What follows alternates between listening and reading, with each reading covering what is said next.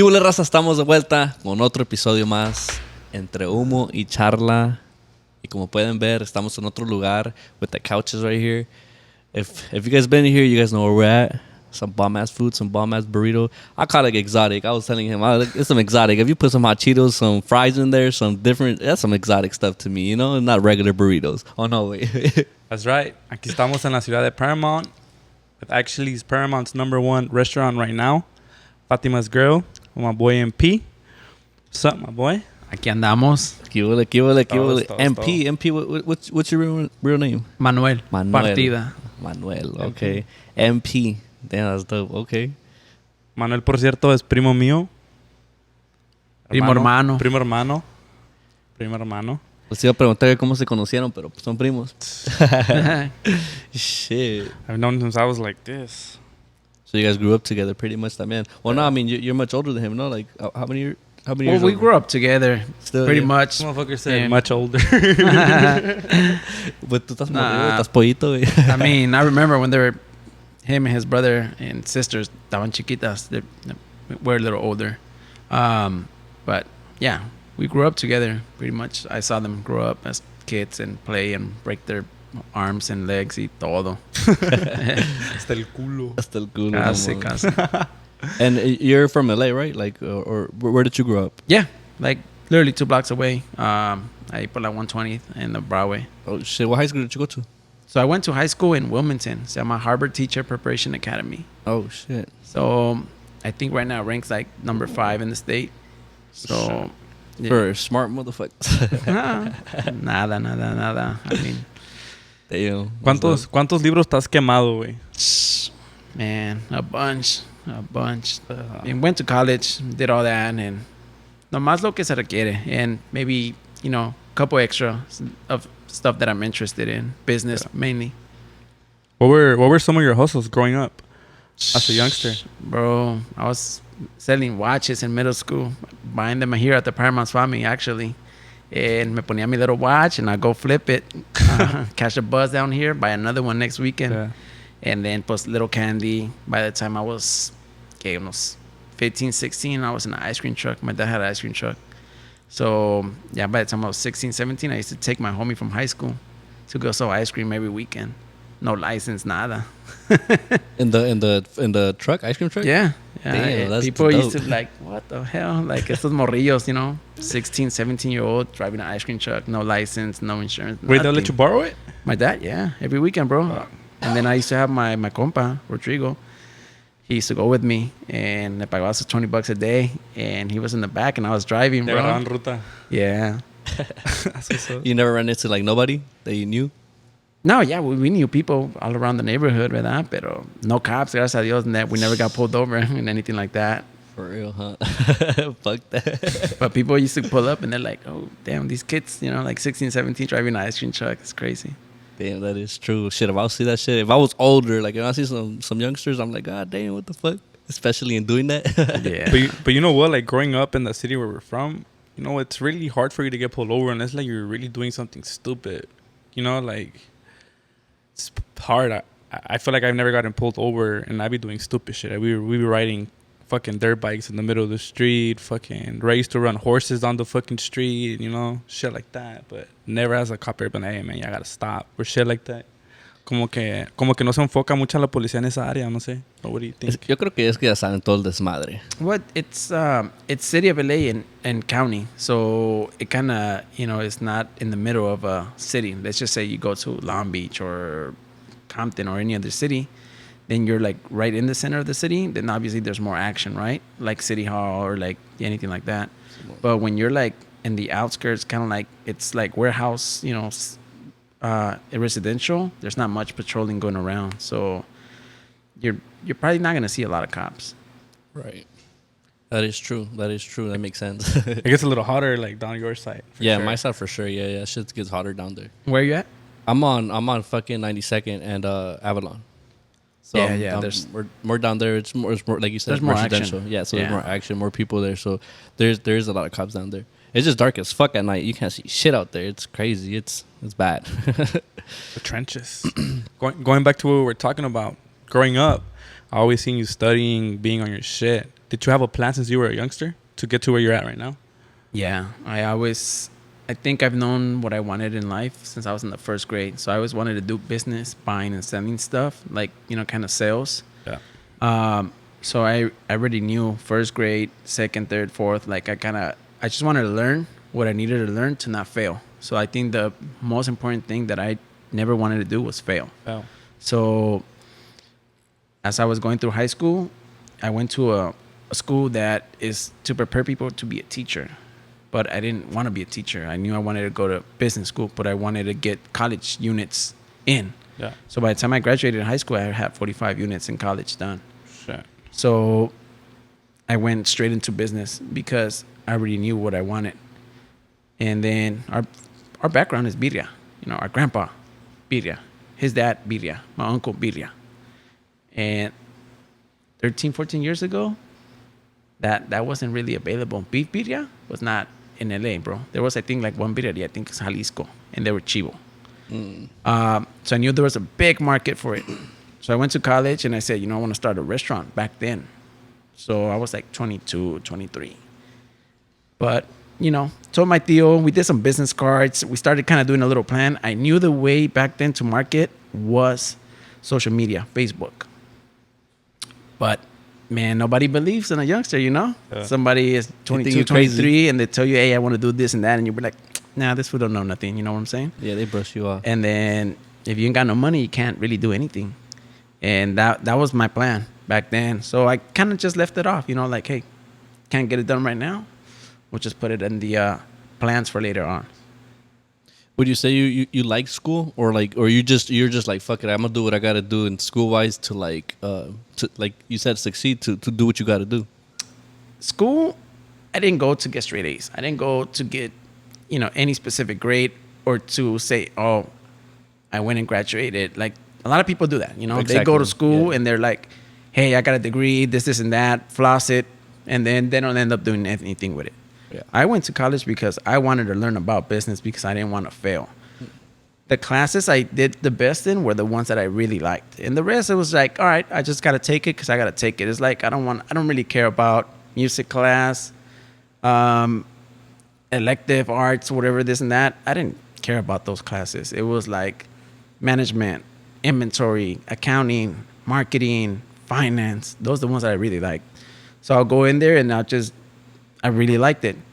So I did my best in those classes. I feel like those are the classes that you actually need to know how to survive out here in real life, and especially business. You know what I mean? Like we were talking about it not so long ago about I was like high schools should be teaching certain things like that now, because like when I went to high school, to my school, they didn't teach me like nothing that's useful, like business wise, like how to manage my money, how to like invest my money. None of that. They didn't teach me, at least in my high school. You get me? So it's just like that would be cool to like learn all that stuff. You know what I mean?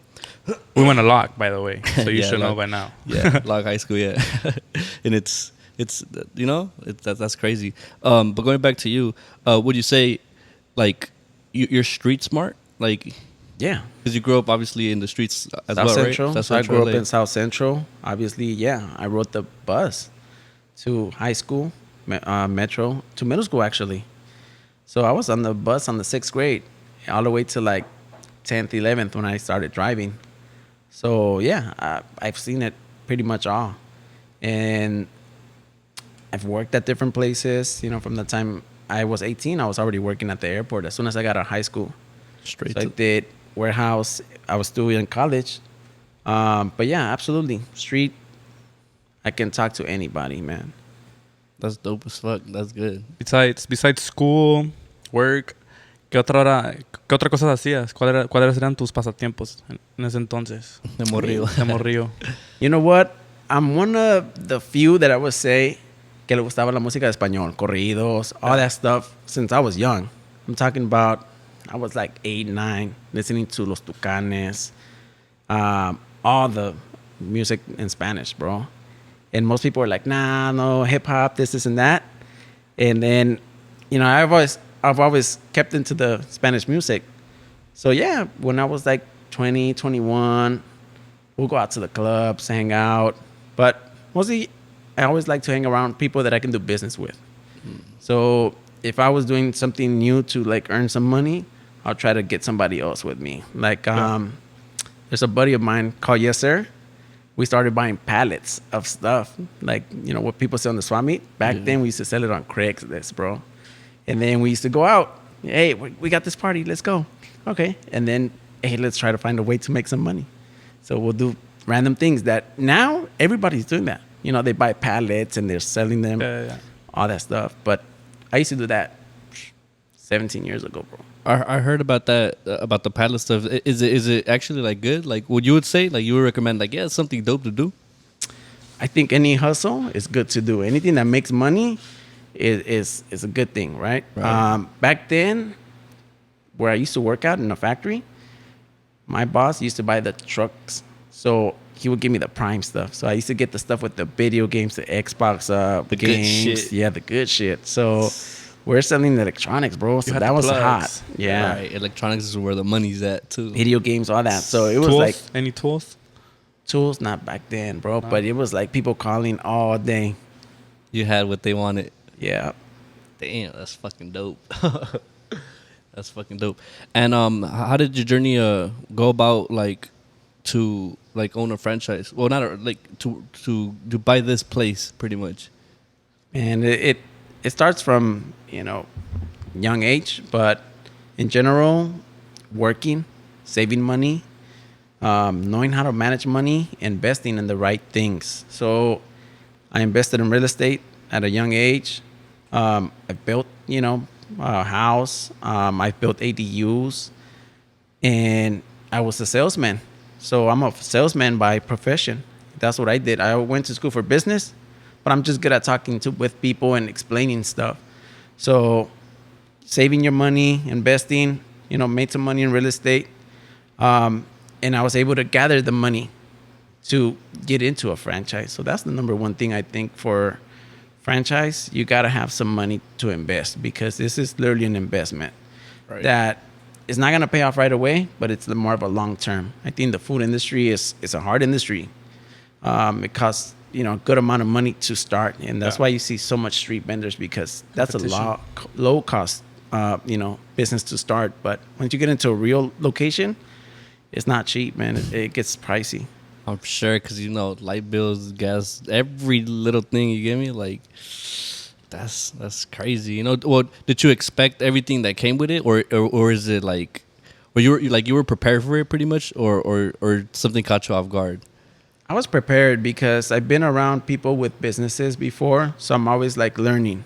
I was in the mattress world, so one of my cousins owned some mattress factory, Dream and Rest Mattress, and I've always been, you know, associated with him, and I've always seen him run his business, and he's been running the business since he was 18.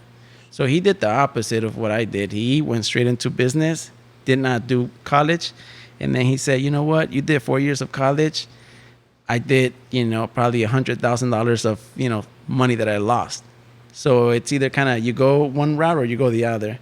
Right. But either way, you got to either spend some money or spend some time. So I was always, you know, around business. So I knew what things that happened. I've been to business seminars. So everything that comes with it, I kind of expected already. You know, like you can expect lawsuits in business. You can expect, you know, employees not to show up. You can expect customers to be mad, to write bad reviews, to have the, you know, water line break, somebody break anything. Any little thing, huh? Yeah. So anything can go wrong on any given day. And if you're not here, you can expect to get that call like, hey, this happened, that happened. Damn. That's crazy. So was this like self-motivation, or do you think growing up, or more like coming from a family who hustles as well, did that help? Did that have any kind of impact on it as well? I think it's a gene, man. The gene? I think certain people have certain genes that they're like, hey, I want to like be an artist, and they start drawing, or like they want to be into business and they just kind of think and focus on that way. Yeah.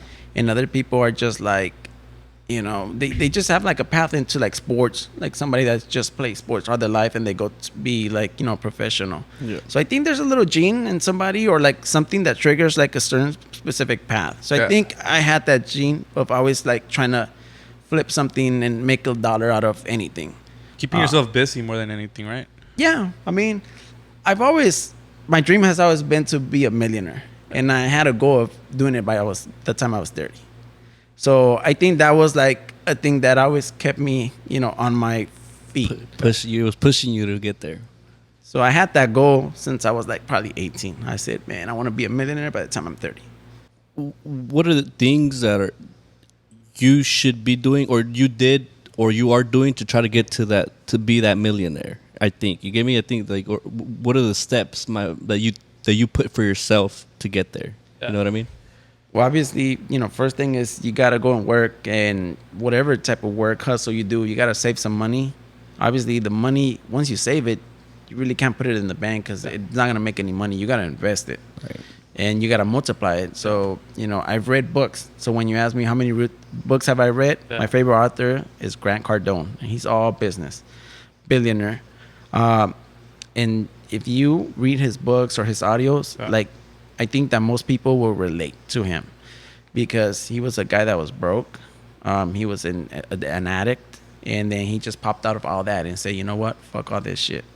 I'm going to change my life, and I'm going to be the best person I can be, for the people around me and for myself, to not be in the position of being broke and being struggling.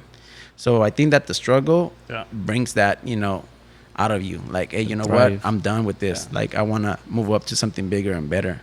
So I think growing up, like, I would ask my parents, hey, I want this. Nope. I want that. Nope. And I'm like, man, you know what?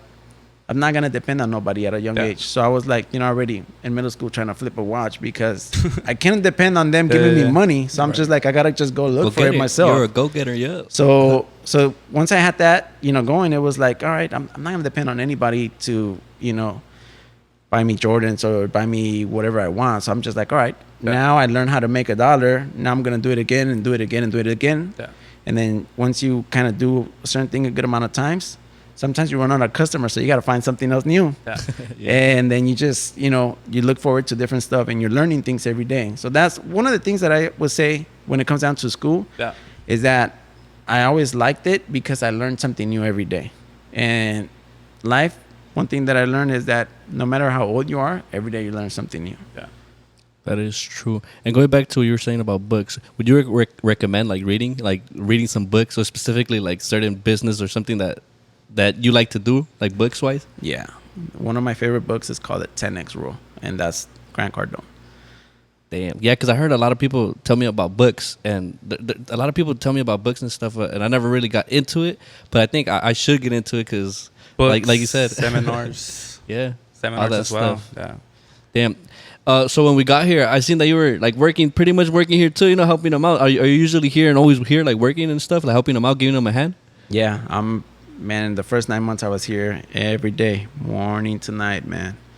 So yeah, I'm always here. I'm always talking to people. I know a good majority of the customers. So yeah, it's like, going to your favorite local place and, the owner, hey man, what's up, bro? Like, yeah. So I think it's one of the things that I really like about this location, or just in business as a salesman. I like to create friends. So a lot of the people that come here, like, we always talk and chat about little things here and there.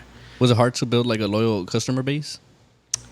I don't think it was. I think my personality, I just start talking to people about different stuff, and I just keep it, really friendly, and I don't try to get too much political because, man, you got people arguing or sports. People have certain points where they get, really into it. And they start getting a little upset. Right. So you don't want to trigger that. More than anything, you've learned how to like cop with people then, pretty much. Yeah. So what I was going to ask you earlier, like, how did you build your discipline to get to where you're at right now? Your discipline, because discipline has a lot to do. It's just setting the targets, So you got to set the goal. And then you got to set the steps. Like you say, hey, it goes, I think life is like, stairs. You go through the first one and it's kind of easy. And as you get higher and higher and higher in every step, it gets a little harder, right? So you set goals. You set goals that are like 1 month, 2 months, 3 months, 4 months. And then you set like your yearly. And then, like I said, when I was 18, I said, by the time I'm 30. So every year you kind of going back and check yourself, like, what did I do? Did I achieve this? Am I closer to my goal?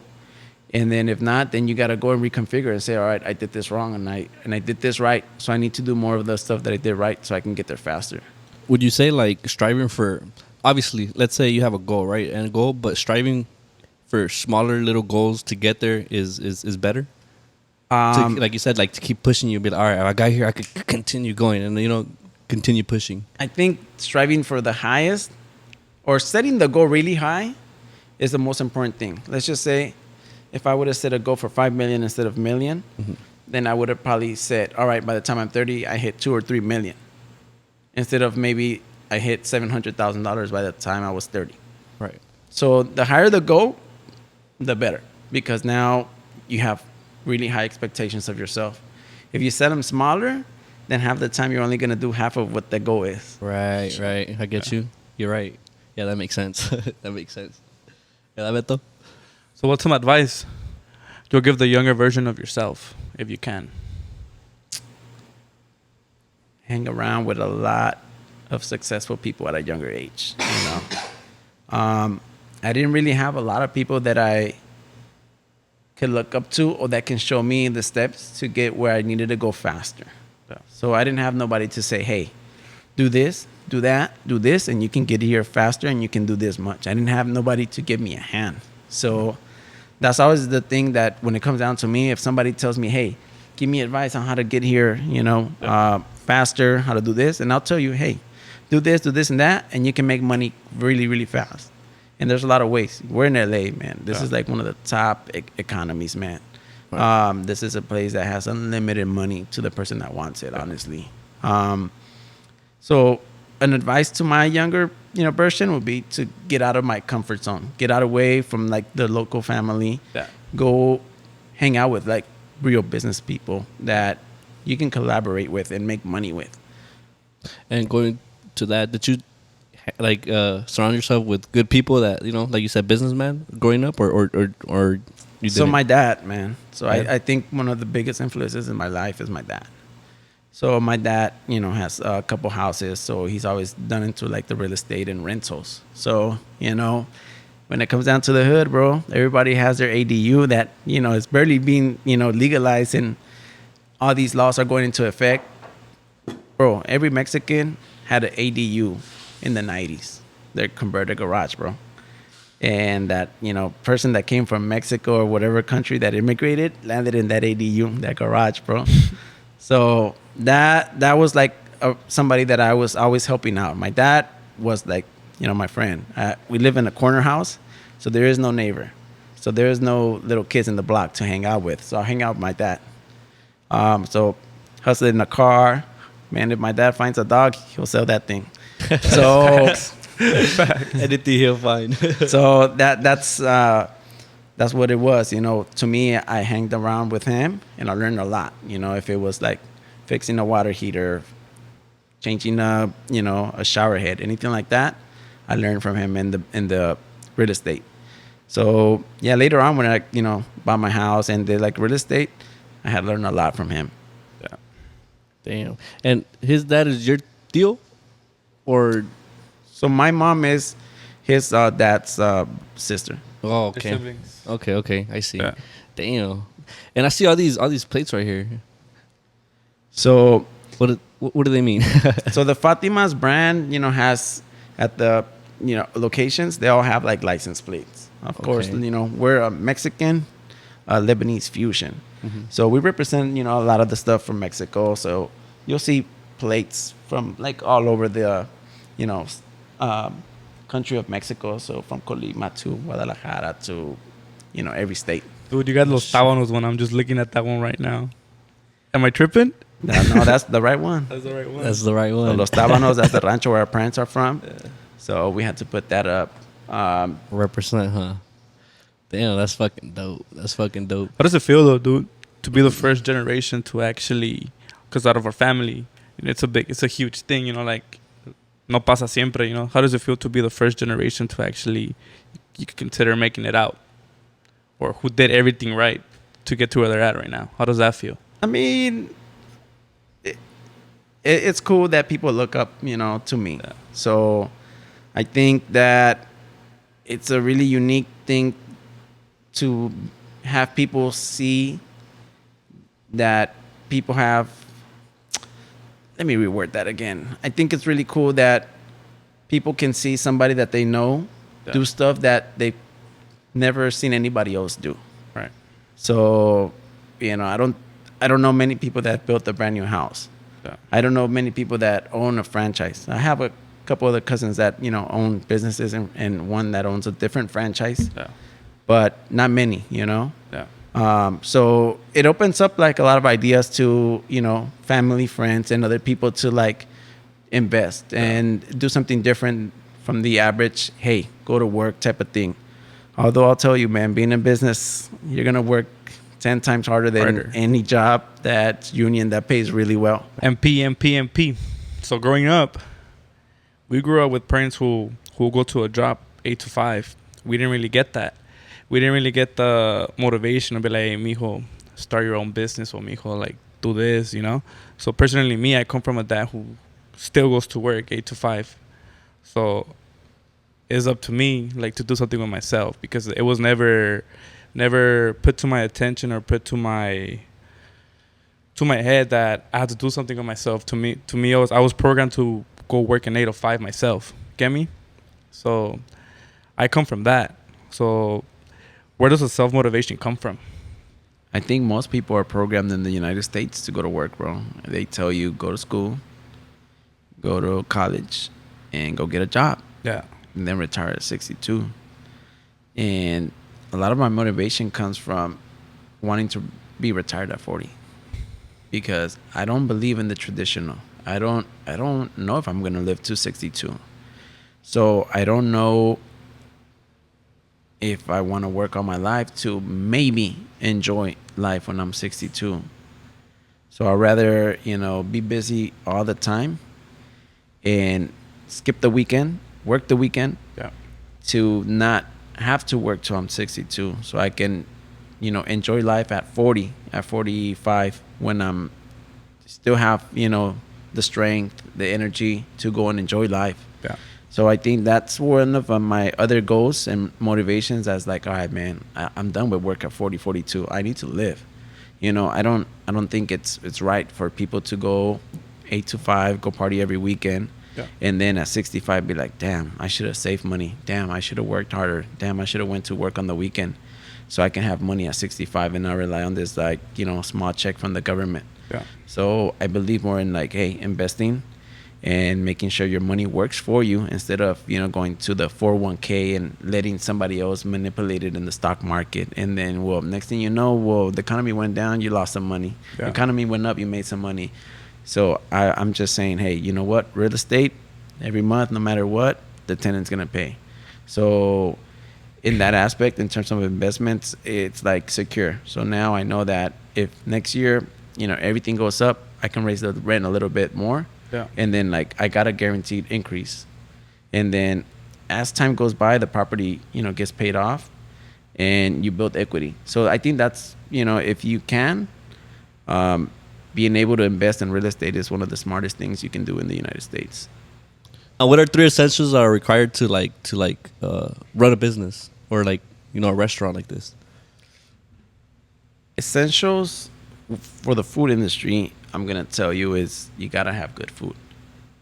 You got to have good customer service. And you got to do a lot of marketing to get people in the door. So if you got good food, people are going to come back. If you got good service, people are going to come back. And if you don't have either of those, then people are not going to come back. So you better be good at 3 things. And then marketing. Somehow, some way, you got to get people's attention from the street or from Instagram or from somewhere so that they can come in your store, because people don't just magically appear to your business and say, all right, I'm here to buy. Yeah. So a lot of people open businesses and say, all right, I got the best food, I got this, and that.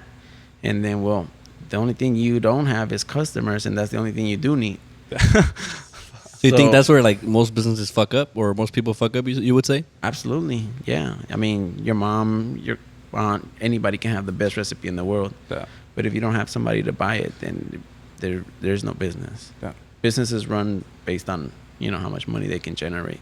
Marketing. And marketing, absolutely. In today's world, is digital marketing. Yeah, digital marketing. So we recently ventured into that. We started a marketing business maybe 3 weeks ago. So Digital marketing. Digital marketing. Digital, good. Yeah, because like you were saying, we're saying it's all going digital now. Like so it's you have to catch people's attention. Even menus, it's physical ones are still cool, but even on the phone ones, people like the phone. Just get a QR code, scan that code, and there you go. Easy. People like simplicity now. Lazy people are lazy. So something right away. Convenience. Yeah, absolutely. Exactly. Who doesn't want convenience? And when it comes down to the digital, the new TV is your phone. So back in the day, TV commercials worked, radio commercials worked. Now you got to be on Spotify. Now you got to be on YouTube. Now you got to be on social media. It could be TikTok or whatever it is, right? But yeah, it's a shift. Every so many years, there's a shift in business. So all businesses, when I went to school, have a life. So the newspaper is pretty much done at this point. Their life is gone. Right. TV, channels will be gone soon. Soon, yeah. For so sure. Look at sports. They're all streaming. It's a change. So, but yeah, I mean, if you guys focus on the, marketing side, it will be really good. What is something you would suggest to us in the marketing? Like some 3 things or something that we could do in marketing that could help us out?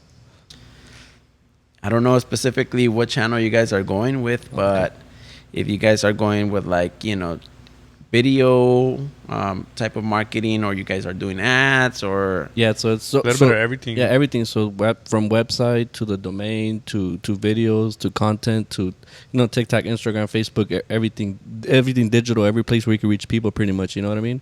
That's where what we're trying to do and help businesses. You get me? Grow digitally. Because like I said, everything is going digital, so we hope to help a business enhance a business, más bien, because we won't be rebranding them, we'll be enhancing the business. Why? Because everybody does post on social media, cool, but they're with the phones. Like with our marketing team, we're going to be doing everything with professional cameras, and it's a way big of a difference. It's a crazy difference than people recording the food with a phone. Get me? So like the content that's being out there needs to drag the people in there as well. It needs to look eatable, the food.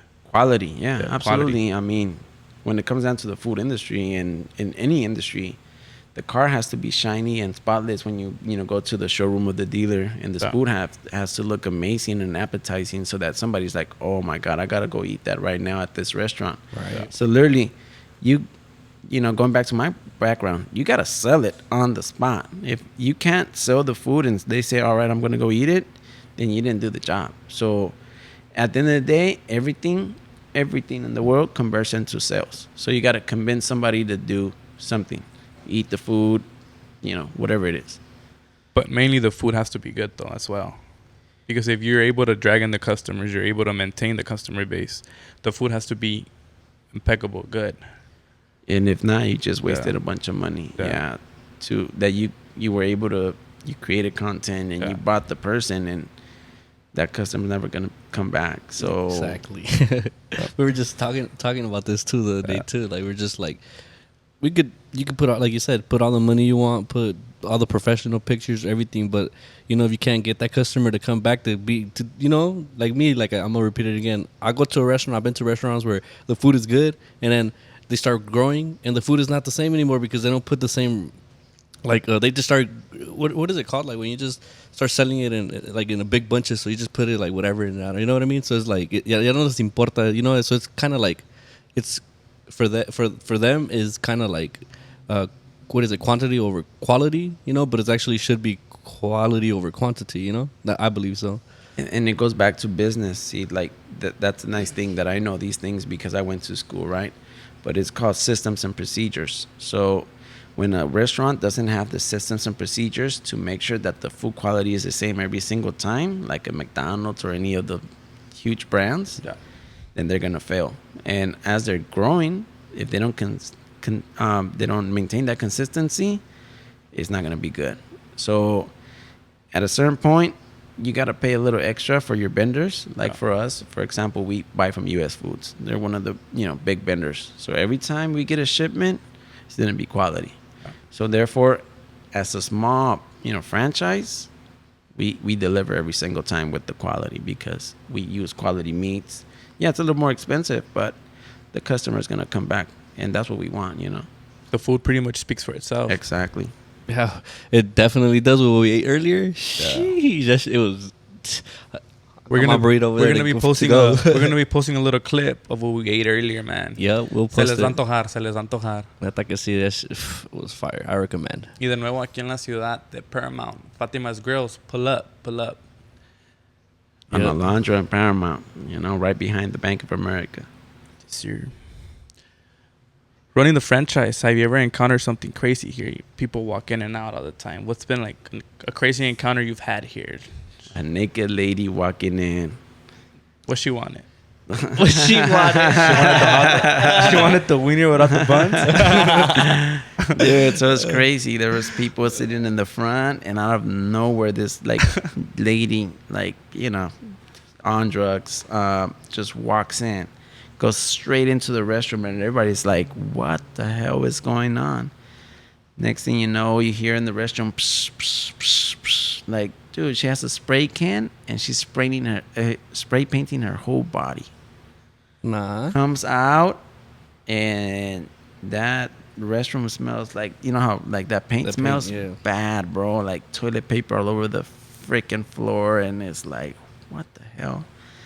What color was it? It was white. White. Yeah. What? So she was like a homeless or something or crazy or what? Like, I don't know what the hell, but she was just running through the street naked, bro, and just She ended up here.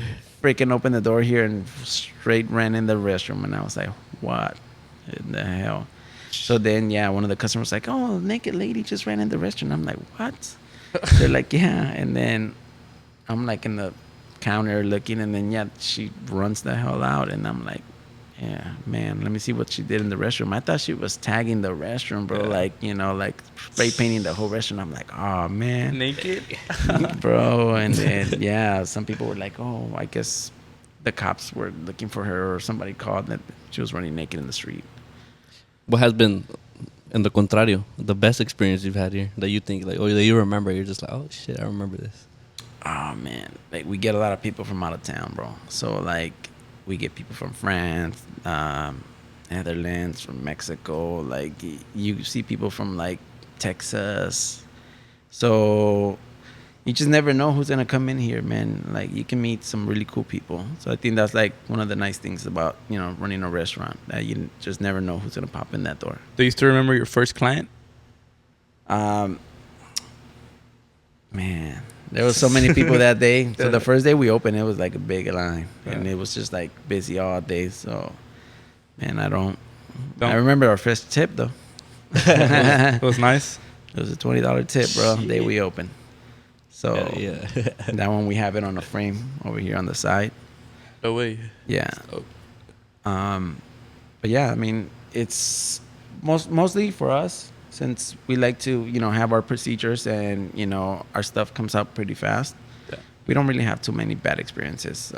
You know, people call, like, you know, a couple of days ago, I got a phone call, and they're like, hey, is this Manuel? Yeah. Oh my God, I just wanted to tell you that food was amazing. We loved it. We'll be there tomorrow. So, you know, we get a lot of people that are like, what? I haven't ate something this good in a good while. You know, people are tired of like the regular fast food spots that they go to all the time and just get the same process, you know, tiny burgers or whatever it is that they eat. Yeah.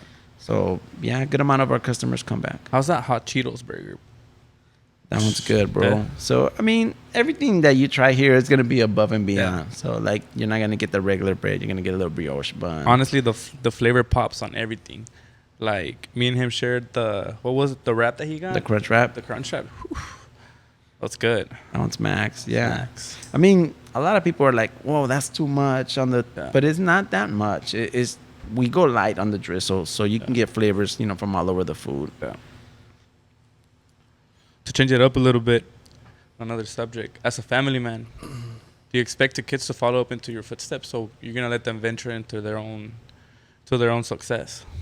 Yeah, I'm gonna let them venture on to whatever they like, man. So I went to college because I wanted to go. Yeah. Like, I wasn't forced. My dad said, if you guys want to go to college, that's cool. It's for you. It's not for me. I already have my thing, So it wasn't like, oh, I want my kid to go to college, this and that. No, he said, you know what?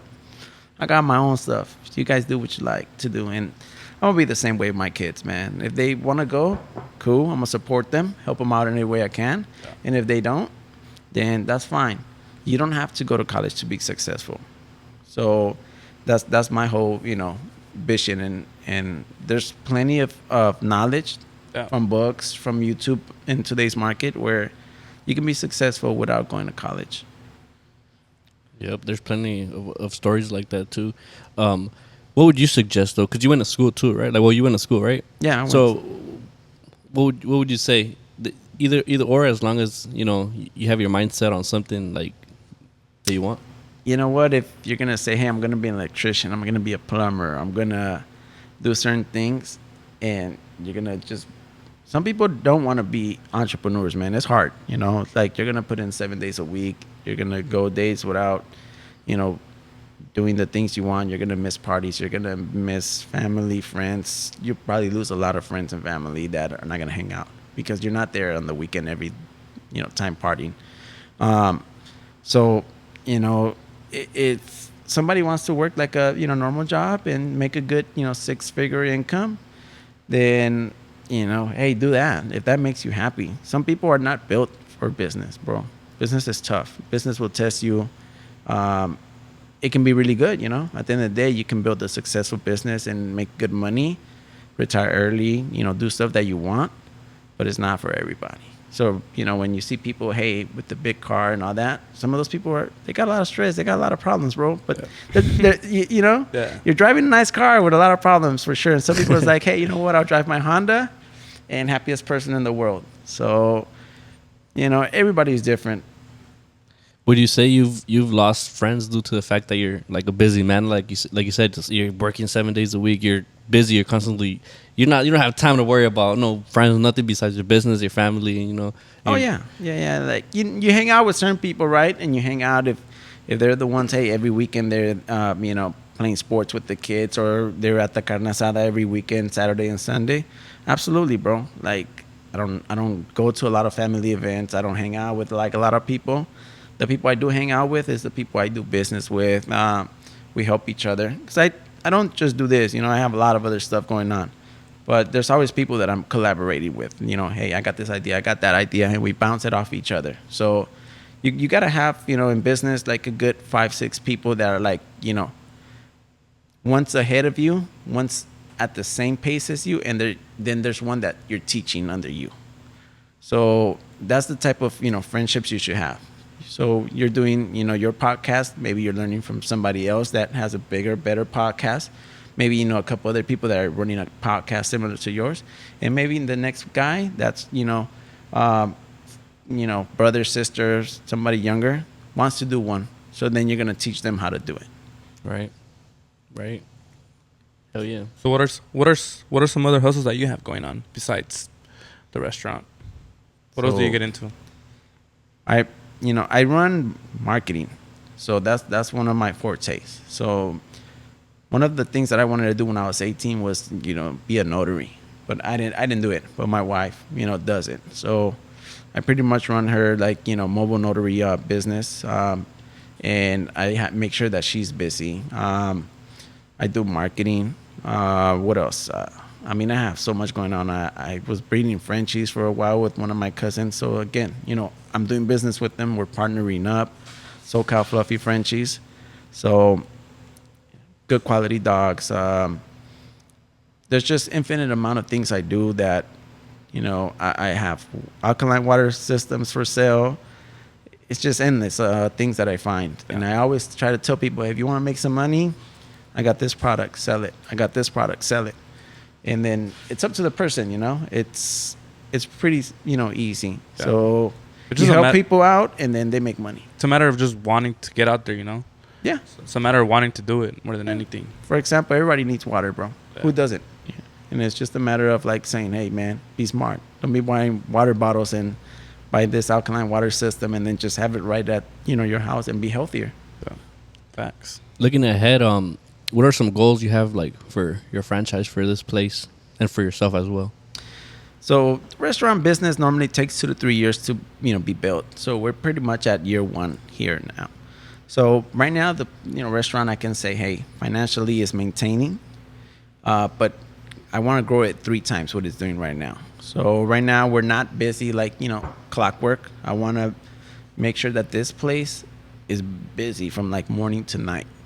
Me as a business person, I believe that if I'm paying rent 24 hours here, if I can, the business should be running 24 hours. That way I get the most out of it. Right. Right now we open at 11 a.m. and we mostly close at 9 p.m. Some days like Thursdays, Fridays, Saturdays, we close at 10 p.m. But it's not busy enough so that I could open more hours. So right now I want to get those hours that are like, a little slow to be a little busier. But I know it takes time because people have to come try the food. Once they try it, then maybe they come next month or next week or from 2-3 months from now. And they're probably going to tell like 5-10 other people, hey, go to this spot. Yeah. So you're building clients as you go. But the goal would be to, triple the sales that are there now. Have you faced any challenges from where you started the franchise to right now?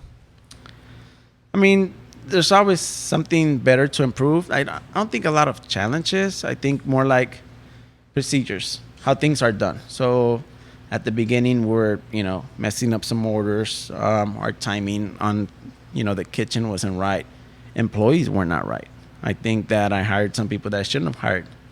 And you got to fire some people, get rid of some people, and to bring in, better people and people that can make this work. Do you think it's better to hire friends, family, or strangers? Strangers. Yeah. Why would you say that? Man, look at anybody that owns a business, and if they've ever been screwed, it's been by family. Yeah. Damn. There's too much friendship, and let's just say you have a brother. I don't have brothers, I have sisters, right? But let's just say your business is doing well, and you're like, oh, that's my brother. You know what? I'm just gonna take $200-300. He's doing well. It's all good. It's not gonna really affect them. So that person starts taking, some money now. Then they start taking more. He got it. It's all good. Let me take a little more, and it gets big. And then it becomes a real big problem. And there's always that little temptation of like, hey, you know what? Let me get a little something because this guy's doing well. Well, I want to do well too. But, that's just not the way it should be. It should be like, hey, man, let me do something else and let me make more money instead of just taking it like if it's yours. So people feel that entitlement because I know that person. I can kind of... Confianza. Yeah, let me just dig in there and get a little something. Nah. Damn, that makes sense. So that's why... My thing was like, hey, I'm not going to hire any family members when I, run a business because when you have an employee, hey, you know what? You did this, you're fired, man. Let's rock and roll. Right. On the spot. No, oh, my tia's going to say this or my cousin or this person's going to go and talk shit because, oh, mi primo me corrió or whatever it was, Yeah, you were no longer going to get invited to the carne asada. Yeah.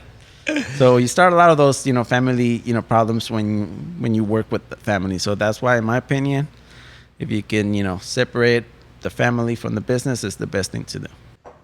A mí no me tienes muy contento tú, güey. Tú ya quebraste mi mamada, güey. Tu cámara se murió, güey. Mejor me callo, güey. Anyways, nah. So una pregunta, are you proud of yourself? And are you proud of everything you've achieved to this point? Yeah, absolutely. Sometimes you gotta sit back and say, man, you know what? Like I've done some shit that most people don't have the balls to do, man. And that's just what it comes down to. You just gotta be a risk taker. So I think one of the most significant things that I've done is like, built a house and from a house that I bought from like $292,000 made it like a $1.3 million home, So I think, sometimes I just look and I'm like, man, I did that, And it was a struggle because, you start off with that vision and you're like, hey, I'm 100, let's go full force. And then next thing you know, you run out of money and you run into some shit, Like, you're like, oh shit, man. I knew it was going to be, Hard, but not this hard. hard, and then like I wasn't planning on certain things, and then next thing you know, coronavirus hits, and you're like, hey man, I need to get this and that, and you're like, holy shit.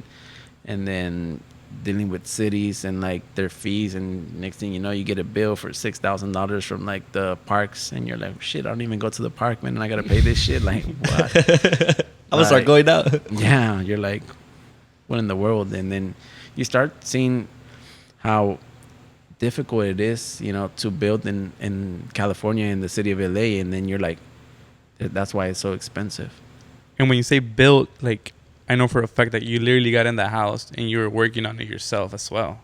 It wasn't just you getting people to work on it. Like, you as well got in there and got your hands dirty. So I'm sure that's a payoff to yourself as well. Yeah, man. Well, you know, when you have a limited amount of money, you gotta squeeze those pennies. So it's like, all right, man, I don't have money to pay for this, so I better get in there and get it done myself. And it's like, well, shit, I've never done this, but let me go on YouTube and find out how to do it right now. You know, Become a handyman so then on you, YouTube. you go to YouTube University instead of Cal State LA. Neta. Oh, yeah. So yeah, but absolutely, you know, you work, and for me, it's like, you know, constant, you know, 7 days a week, every week. You know, I don't stop. If it's morning, something pops up. The afternoon, nothing pops up. Then the kids, you know, I got 3 kids, my wife, and I gotta run this place. I gotta run like 4 or 5 employees.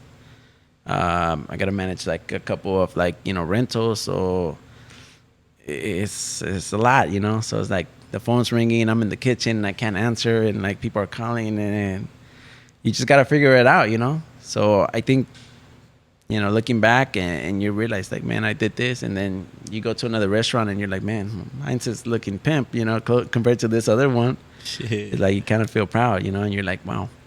And then people come and they're like, oh wow, this is like really different than other places. That's your payoff, right? Like, hell yeah, that's what I wanted. Hell yeah, you know? And it's like sometimes it's not, you know, the money that comes for some things. It's just that satisfaction, and you're like, wow, man, like I really, you know, overcame these challenges and made it happen. So Right. you get that, you know, good feeling. Tu propio esfuerzo, pues. Yeah. Hell yeah. Damn. That's dope. What has been a scenario that changed your life? Having children, bro. Children? Having children. So you think having children changes like your perspective of looking at life? Yeah. Yeah. It changes your sleep. It changes your perspective. It changes everything from like, man, I don't have a baby to I have a baby. And like, oh man, I got to take care of another person now. And if they cry, I got to make sure they don't cry. And I got to make sure they eat. And yeah, you're just, you know, when you're young and you can be married or you can be single, like you don't have some of these worries. And next thing you know, it's like, oh man, I really can't go get drunk because now what if the baby gets sick and I got to take him to the hospital in the middle of the night? Like, I can't be fucked up.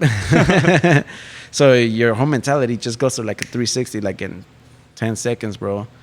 So I think that's, you know, the biggest thing. Now you got to make time to play with the kids, take them to school, take them to the doctor, be there for them. And it's probably the biggest satisfaction as well, you know, when they look up to you, they smile, and you have somebody right there that, you know, is part of you, that you made them. Yeah. Having kids, damn. And then as you teach them things, people are like, yeah, he's just like you. Says the same shit you say. Like, you know? Yeah. So my oldest son, Rafael, he goes to school and he tells everybody, hey, my dad's, you know, Fatimas, go eat there. He's like, I'm going to get you some customers, Dad. So it's like, you know, as a salesman, you're like, oh, shit, this guy's selling, you know? That's dope. But like you said earlier, it's a gene, and you guys, it's a gene.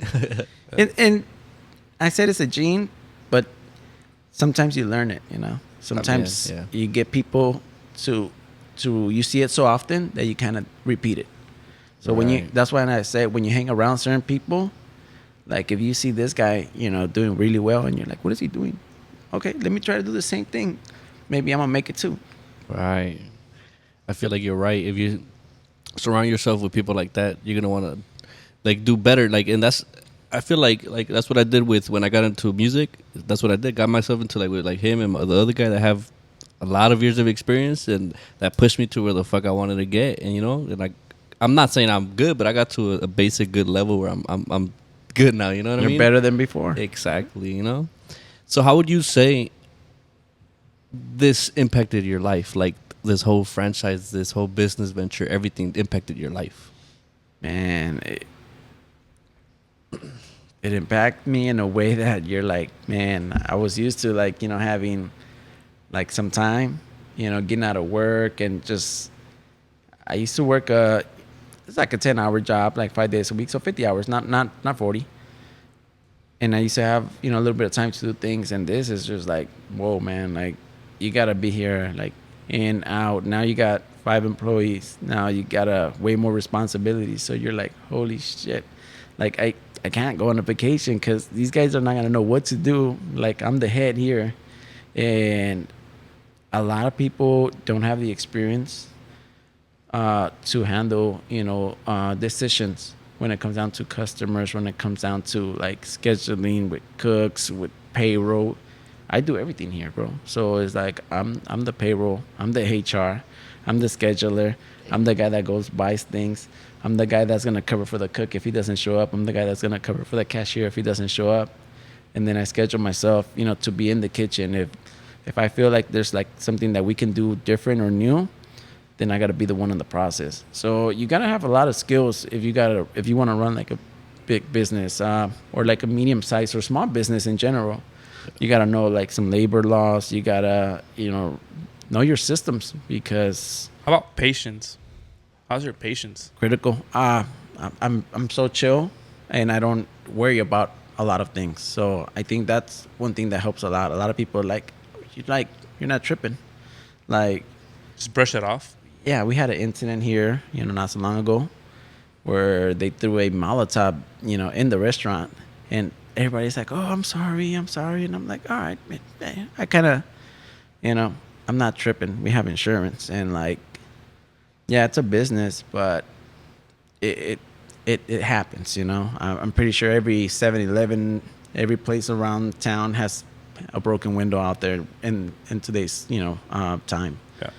So I don't put too much energy on stuff that money can fix, because you know what, it's just gonna get fixed. And if I worry about it, it ain't gonna change the problem. So it's just like, all right, I need to be proactive and just, what's the solution? Get it done as soon as possible and move on to the next thing. Right. Y pues para terminar la sesión, un consejo que le dieras tú, le pudieras dar a la gente o gente que that's venturing in the same path as you. Path as you, yeah. What would you give them? Un consejo o algunos consejos. In terms of path, it depends. I would say set your goals high, have goals. A lot of people don't have goals. They're just like wandering off. Hey, let me see what I'm gonna do today. Let me see what I'm gonna do tomorrow. They don't look 10 years ahead of their life. They don't. I always say, hey, I'm always 10 steps ahead. So if I'm already planning for the next 2 years, that's what I'm doing already. Most people are not. So they're planning on the weekend. So if you are serious about being successful, of doing something in your life, put in the work. Put in the work. Do it day in, do it day out. Make sure you love what you're doing. And be happy, overall. Don't stress about a lot of the things that come with life. Life is going to give you good days and bad days. Don't put too much attention to it. When it comes down to all this stuff, we just got to be happy that we're alive and we got some food and that we have like, a roof over our head. Life can be simple.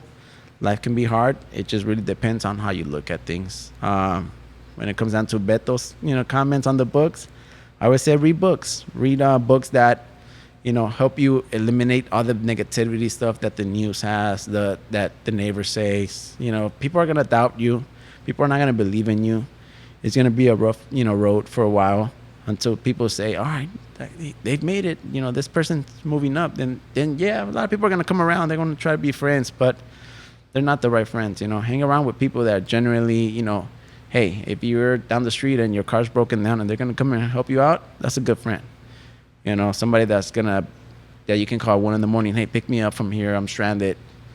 Surround yourself with good people. Y ya lo escucharon from his own mouth, MP right here, los consejos de MP. ¿O no, Beto? Así es. Fue una magnífica sesión con MP aquí en Fatima's Grill en la ciudad de Paramount. #1 restaurant in the city of Paramount. Actually, the food is fire. You guys have to come try it out. ¿O no, compa? Hey, nomás pura calidad. Pura calidad.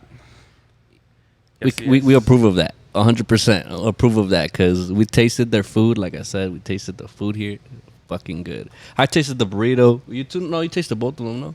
You tasted the burrito wrap. and the wrap. The wrap. Good. Recommend it. Y recuerden que van a poder escuchar este podcast y todos los demás cada lunes, 8 p.m. everywhere. Everywhere you guys want to hear us, go check us out. From where? Where at? Solamente para recordarles una vez más, siempre jodemos con esto, pero nos pueden visitar en nuestro sitio web www.entrehumoycharlas.com.